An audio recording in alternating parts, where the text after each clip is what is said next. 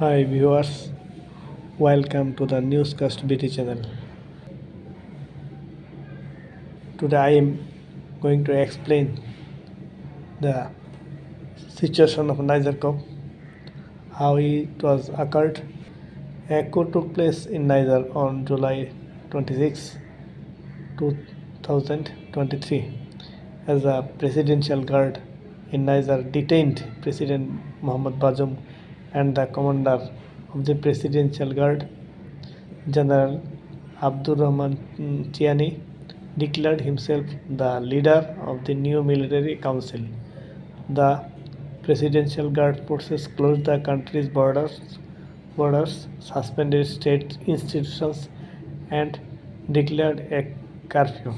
The Presidential Guard also closed the entrance in ministries.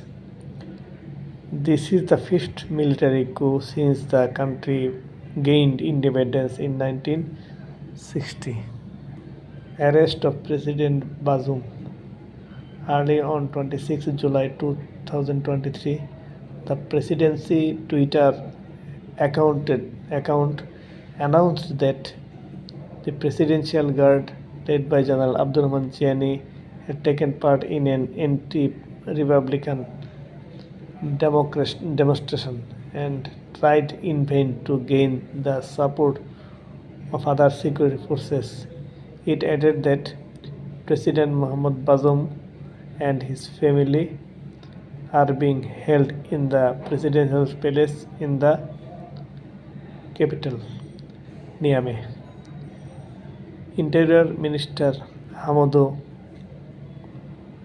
Soli was also arrested and detained in the palace, while approximately 2 dozen members of the Presidential Guard were seen outside later in the day. The coup was reportedly led by Chiani, whom analysts said Bazoum had intended to remove from office. Sources close to Bazoum said he took the decision on Chiani's dismissal at a cabinet meeting on 24 July as relations between them are reported to have soured. President Bazoum's wife Hadiza Bazoum and his son Salem were arrested with him in the presidential palace while his daughters were in Paris at the time of the coup. Military mobilization.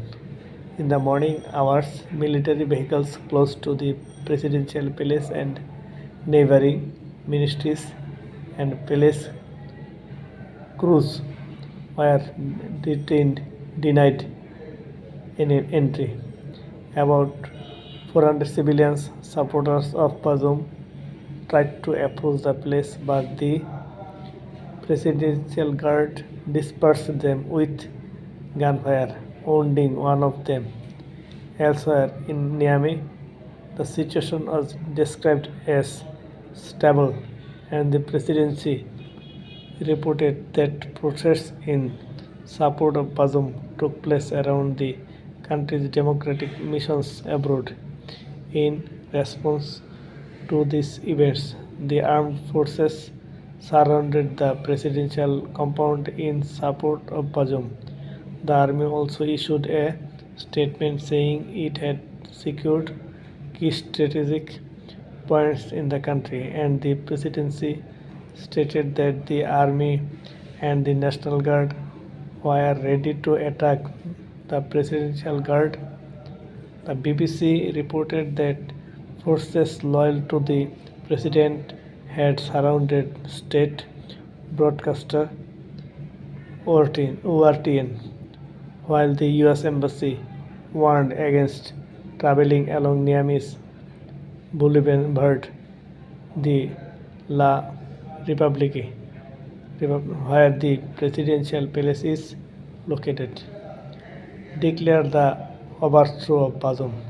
However, in the evening, Air Force Colonel Amadou Abdurrahmane reported on the state television channel Tel Sahel that President Bazoum had been removed from the power and announced the formation of the National Council for the protection of the country, seated and surrounded by 9 other uniformed officers representing the various branches of the security forces, is said.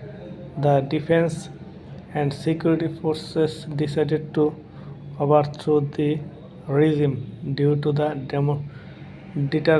deterioration of the security situation and mismanagement.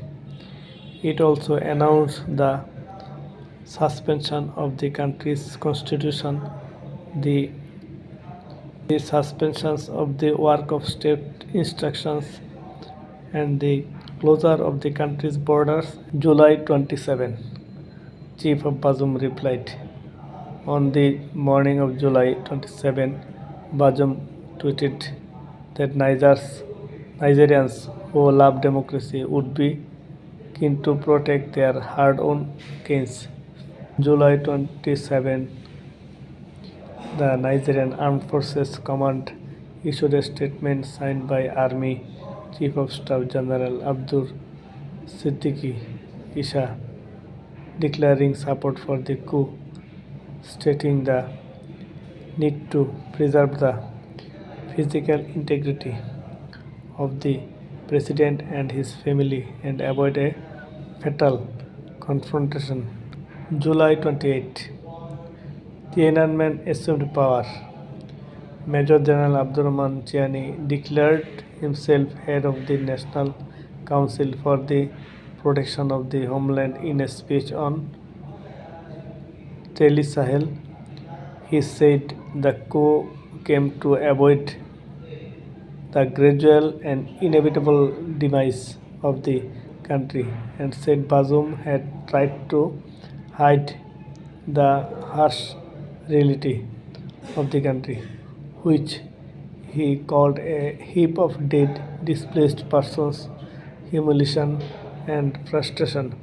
He also criticized the government security strategy for its elect ineffectiveness and lack of cooperation with Mali and Burkina Faso, but gave no timetable for a return to civilian rule.